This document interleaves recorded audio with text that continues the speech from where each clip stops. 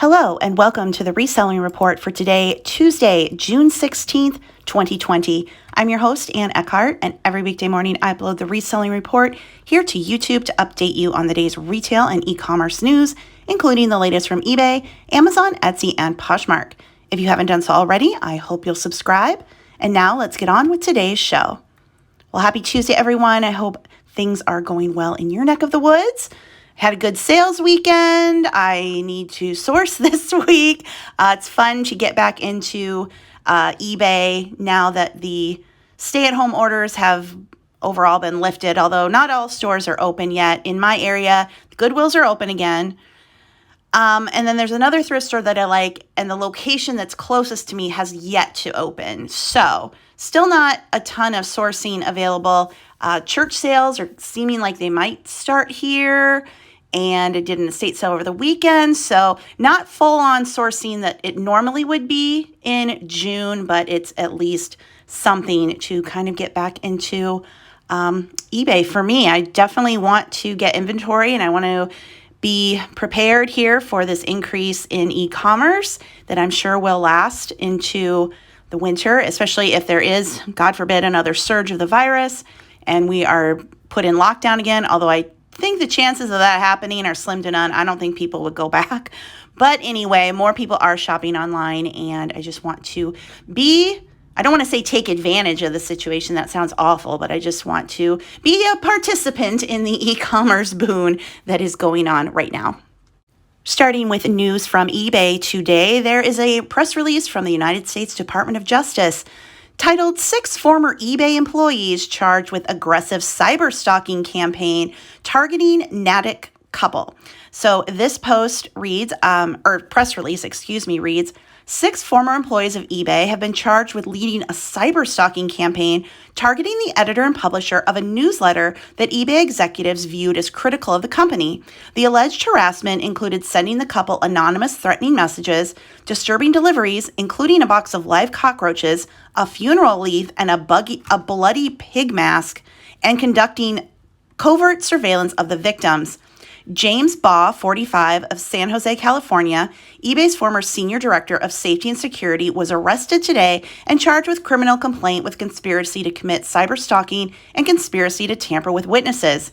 David Hartville, 48, of New York, eBay's former director of global resiliency, was arrested this morning in New York City on the same charges and will make an initial appearance via video conference in U.S. District Court in the Southern District of New York. In addition to the following defendants were charged in an information unsealed today. Stephanie Pop, 32, of San Jose, eBay's former senior manager of global intelligence. Stephanie Stockwell, 26, of California, the former manager of eBay's Global Intelligence Center.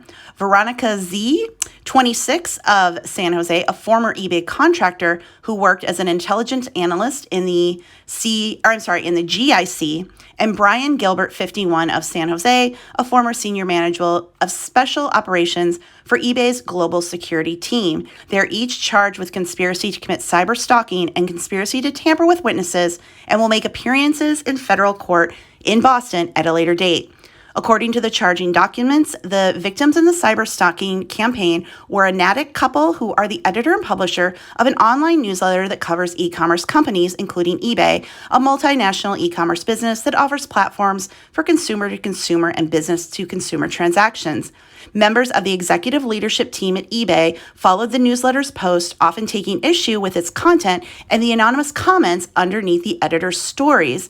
It is alleged that in August 2019, after the newsletter published an article about litigation involving eBay, 2 members of eBay's executive leadership team sent or forwarded text messages suggesting that it was time to take down the newsletter's editor. In response, all of the defendants already named here, and others allegedly executed a 3-part harassment campaign. Among other things, several of the defendants ordered anonymous and disturbing deliveries to the victim's home, including a preserved fetal pig, a bloody pig Halloween mask, a funeral wreath, a book on surviving the loss of a spouse, and pornography. The last of these addressed to the newsletter's publisher, but sent to his neighbors' homes. As part of the second phase of the campaign, some of the defendants allegedly sent private Twitter messages and public tweets criticizing the newsletter's content and threatening to visit the victims in Natick. Natick? Yeah. The documents allege that the defendants and another eBay security employee planned these messages to become increasingly disturbing, culminating in doxing the victims, i.e. publishing their home address. It is alleged that the very same group intended then to have Gilbert, a former Santa Clara police captain, approach the victims with an offer to help stop the harassment that the defendants were secretly causing in an effort to promote goodwill towards eBay, generate more favorable coverage for the newsletter, and identify the individuals behind the anonymous comments. The third phase of the campaign allegedly involved covertly surveilling the victims in their home and community. According to the complaint, Harville and Zia registered for a software development conference to explain their trip to Boston on August 15, 2019. Ba, Harville, and Zia, and later Pop, allegedly drove to the victim's home in Natick several times, with Harville and Ba intending at one point to break into the victim's garage and install a GPS tracking device on their car. As protection in the event that they were stopped by local police, Ba and Harville allegedly carried false documents purporting to show that they were investigating the victims as persons of interest who had threatened eBay executives. The victims spotted the surveillance, however, and notified the police, who began to investigate. The police learned that Zia had rented one of the cars used by the defendants and reached out to eBay for assistance. Aware that the police were investigating, the defendants allegedly sought to interfere with the investigation by lying to the police about eBay's involvement while pretending to offer the company's assistance with the harassment, as well as by lying to eBay lawyers about their involvement. At one point, for example, Ba, Gilbert, Pop, and Stockwell allegedly plotted to fabricate another eBay person of interest document that could be offered to police as a lead on some of the harassing deliveries. As the police and eBay's lawyers continued to investigate, the defendants allegedly deleted digital evidence that showed their involvement, further obstructing what had then become a federal investigation. The charges of conspiracy to commit cyberstalking and conspiracy to tamper with witnesses each carry a sentence of up to 5 years in prison, 3 years of supervised release, a fine of up to $250,000, and restitution. Sentences are imposed by a federal district court judge based on the U.S. sentencing guidelines and other statutory factors. Who else feels a little sick to their stomach after hearing all of that? Now, what site is being talked about here? I can't find the confirmation, but it seems like it could be the e-commerce Bytes blog, which I do reference here frequently on the show. They have a roundup of all kinds of e-commerce news, although they mainly do focus on eBay. I am not sure it is them. Now, they do have a post on their site just with the press release and then eBay's response. They don't have any other commentary about it, which leads me to think that it could be them. That is terrifying. I don't even have words. Now, eBay has issued a statement. It is a press release from eBay, and it reads, eBay today commented on indictments separately announced by the U.S. Attorney's Office in Massachusetts against several former eBay employees. Neither the company nor any current eBay employees was indicted. In order to preserve the integrity of the government's investigation, eBay did not previously communicate about this matter. In light of today's public announcement by the government, eBay is now addressing this matter publicly. eBay was notified by law enforcement in August 2019 of suspicious actions by its security personnel toward a blogger who writes about the company and her husband. Now, that would be I believe their name is Steiner. I know Ina is the main face of the blog. Ina Steiner and her husband, they run this. So, okay, that's leading me to think that, yep, it's about them. eBay immediately launched a comprehensive investigation, which was conducted with the assistance of outside legal counsel, Morgan Lewis and Bockius. Oh, for crying out loud. Another lawyer guy. As a result of this investigation, eBay terminated all involved employees, including the company's former chief communications officer, in September of 2019. The independent special committee formed by eBay's board of directors to oversee the company's investigation into this matter said, eBay took these allegations very seriously from the onset. Upon learning of them, eBay moved quickly to investigate thoroughly and take appropriate action. The company cooperated fully and extensively with law enforcement and authorities throughout the process. eBay does not tolerate this kind of behavior. eBay apologizes to the affected individuals and is sorry that they were subjected to this. eBay holds its employees to high standards of conduct and ethics and will continue to take appropriate action to ensure these standards are followed. The company noted that the internal investigation also examined what role, if any, the company's CEO at the time of the incident, Devin Wenig, may have had in this manner. The internal investigation found that while Mr. Wenig's communications were inappropriate, there was no evidence that he knew in advance about or authorized the actions that were later directed toward the blogger and her husband. However, the company previously announced that there were a number of considerations leading to his departure from the company. So, yowza.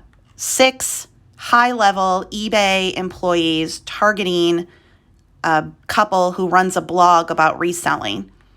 And I'm speechless. I can't even believe it. I mean, these weren't like low-level employees just with nothing to do and being jerks. These were high-level, and this was a coordinated, intense effort to, like they said, cyberstalk these people. And as I'm reading this, I'm like, crap, I'm having a show about eBay. Don't come after me. Oh man. We will definitely see more from this, I am sure, but I'm stunned. I'm really at a loss for words, but let me know what you think in the comments below about this whole development. It's scary. Well, turning now from that terrifying story, let's get into something a little happier, and it's Pride Month.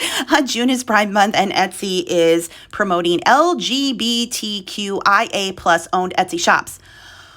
Whew, let me tell you, folks, I'm old. All these letters, it's a lot to pronounce, but I get it. So LGBTQIA plus Etsy owned shops are getting the love from Etsy, and they are featuring different Etsy sellers. They have a whole portal over on their site where you can see different shop owners and their products featured. So lots of fun things over here. We've got lip gloss, we've got shirts, jewelry, embroidery, buttons, pins.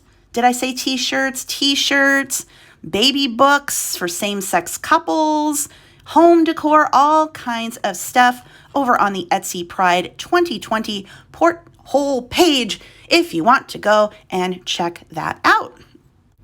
If you sell via Amazon FBA or Merchant Fulfilled, you might soon be able to expand your business to Walmart. Walmart is expanding its e-commerce marketplace to more small businesses. So according to a press release from Jeff Clements, the vice president of the Walmart marketplace, this reads, "For years, building an e-commerce marketplace customers can trust has been a priority for our business. That's why we're joining forces with Spotify, an all-in-one commerce platform used by more than 1 billion businesses to 1 million, I think I said billion. It's 1 million, to open the Walmart marketplace to their sellers. As our CEO, Doug McMillon, recently said, competition is good in the retail business, and we want more retailers, not fewer. The U.S. e-commerce business grew 74% in total last quarter, and growth in marketplace outpaced the overall business even as first-party sales were strong. As we launch this integration with Shopify, we're focused on U.S.-based small and medium businesses whose assortment complements ours and have a track record for exceeding customers' expectations. We're excited to be able to offer customers an expanded assortment while also giving small business access to the surging traffic on Walmart.com. Shopify powers a dynamic portfolio of third-party sellers who are interested in growing their business through new trusted channels. This integration will allow approved Shopify sellers to seamlessly list their items on Walmart.com, which gives Walmart customers access to a broader assortment. Growing our marketplace is a strategic priority, and we're going to be smart as we grow. We will start integrating new sellers now and expect to add 1,200 Shopify sellers this year. So this is definitely more towards people who either produce their own product or they have a curated shop. Probably not for those of us who resell things that we find secondhand, and probably not for people who also go to Walmart to source to send it into Amazon FBA. But I think this is another way that Walmart is trying to kind of get in a cut of Amazon's business. And as Walmart has taken over eBay for the number 2 spot of e-commerce in America, this will only drive that. But I am glad to see that they're being careful. Amazon can be a hot mess. You've just got sellers all over the place. You never know where they got their stuff. You have to be really careful when ordering. So I am happy that as Walmart does this, they're going to be very careful about who they let in. And like I said, it's going to be more for curated shops. But if that is you, this is something to look forward to. If you already have a Shopify store, maybe able to now get seen over on Walmart.com. There hasn't been any new news from Poshmark directly in the recent week, but where do I go to find the best Poshmark news to share with you? Over to the Poshmark Reddit forum. There is a new post that says, "Let's talk Poshmark pet peeves." The original poster writes, "Tell me your pet peeves. It can be anything from interface to customers. I know I have quite a few of my own, and I'm curious to what others might be. A recent one for me would be less than 5-star reviews with no feedback as to what made it less than 5. Now, as I'm filming this show, there are currently 45 comments on this, and it is growing. So if you'd like to go over and scroll through these, we have things like, I don't want constant updates about different parties, that annoying pop-up when you're browsing the app and a new party starts, rude people that just post a number on your listings, when people ask about pricing in comments. One says, I'm still haunted by the lone comment of lower price on one of my listings a year or two ago. Those were their only 2 words. $7 in discounted shipping. Let's see. I hate when people ask you a million questions about the item and then offer $10 when the asking is $50. So just a fun thread, people kind of venting, their frustrations with Poshmark customers, the site itself, but it's a fun thing to read. Look, we all like to vent, you got to get it out. Don't hold it in. No site is perfect. So yeah, just get those Poshmark pet peeves, and you never know. Poshmark, sees this. If there's enough comments about certain things, then maybe they will take action if there's something that's really bothering sellers. As thrift stores reopen, not only are shoppers flocking to the store, but also people with donations. A lot of people spent the time at home to clean out their excess stuff. And there are a lot of stories about thrift stores being overwhelmed with donations. The story I'm going to reference here is from the Kitsap Sun paper, which is in Washington State. They have a post titled, "Thrift Stores Overflowing with Donations After People Spent COVID-19 Quarantine Cleaning House." Employees were directing nonstop traffic around the Silverdale Goodwill on Friday. Those cars full of items to donate waited in line for 30 to 40 minutes to get rid of their stuff. The line of 30 or more cars wrapped through the parking lot and around the building. Eric Moe, Silverdale Goodwill manager, said it's been like this since opening back up. People had more time for cleaning. I knew it was going to be busy. I didn't know it was going to be this busy. The traffic controllers are helping customers and causing backups for nearby businesses like Bed Bath & Beyond and Trader Joe's. Most said most are bringing items are understanding of the long wait time to drop off their donations. People even come to wait in line an hour or so before opening and said that there were about 40 cars waiting when they opened for donations at 9 a.m. Tammy McKenzie, Senior Director of Marketing and Communications, said spring is typically a busy time of year. Then we were closed, so I think the demand was already pent up. Then people were in their houses looking at stuff they didn't want to look at anymore. The Silverdale Goodwill opened on June 4th, and it's accepting donations from 9 to 3 p.m., but if the line is long, people may be turned away at 2:30. It's not just a box of books, it's trunkfuls, station wagons just filled. Clothes, shoes, and kitchen items are some of the most commonly donated items. The store isn't accepting furniture at the moment to avoid becoming too overcrowded. The person donating items waits in their car until being directed to pull forward, where blue plastic carts wait to be filled. Sounds like the carts they use at the bins. They get out and toss their unwanted items in the carts, which employees pull in and sort through. Customer Brian Soit, people with last names I can't pronounce, brought several large paintings and a few plastic tubs filled with items to donate after cleaning out his home during Washington State's stay-at-home order. Items were collecting in Claudia McDonald's home, but then Goodwill wasn't open for a while to donate. Marge Malsla waited 40 minutes in line Friday to donate clothes, bedding, books, and electronics. She had a few furniture items, but those were turned away for now. She said she's had a lot of time to clean this year. With COVID, everybody cleaned their house, and I love donating and I love shopping. Goodwill employees wear what Mo calls a Ghostbuster backpack and spray antiviral on the donated items. The items sit with the antiviral for 2 days to 2 weeks due to the amount of inventory the store is getting. McKensley said this has also caused a bit of a space issue. Retail has also been busy. For some, that's their livelihood. Ooh, look, we're being talked about, resellers. Thrift and look for those diamonds in the rough to sell and make money. So they're very happy we're open because we were closed for 77 days. So really interesting story. It goes on a bit more just to talk about their preparations for reopening and safety procedures. But from what I'm hearing, most thrift stores are bulging if they have the employees to get through the items. I'm also hearing places where it doesn't look like new stuff has been put out, or maybe the stores are open and they're not taking donations yet. So I think my Goodwills, the two closest to me, they're not only open for shopping, but you can donate as well. And our outlet also opened, although I'm not going there until there's a vaccine for this virus, because if there's one place that the virus, I fear, would live, it's our bins, because there's no heat, there's no air, there's no ventilation, there's no bathroom, nowhere to wash your hands, and they don't use the blue tubs that most outlets use.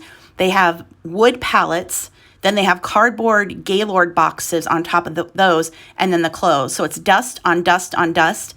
I've been there 3 times. Every time I was sick afterwards for days with like respiratory issues. So yeah, not going when there's a respiratory virus. If I did go, I would probably go in a hazmat suit.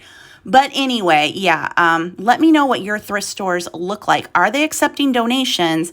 And when you go in, are the shelves overflowing? Or does it seem like they're having trouble getting new stuff out? Definitely let me know what is like thrifting in your area. And that's a wrap on today's show. If you liked it, please be sure to give it a thumbs up and leave me a comment. Even just the hellos or the emojis really help the engagement on YouTube. Also, check out the show notes below the video for links to the articles I referenced. You can email me your questions to be answered or stories to share. I do those on Friday. My email is also below.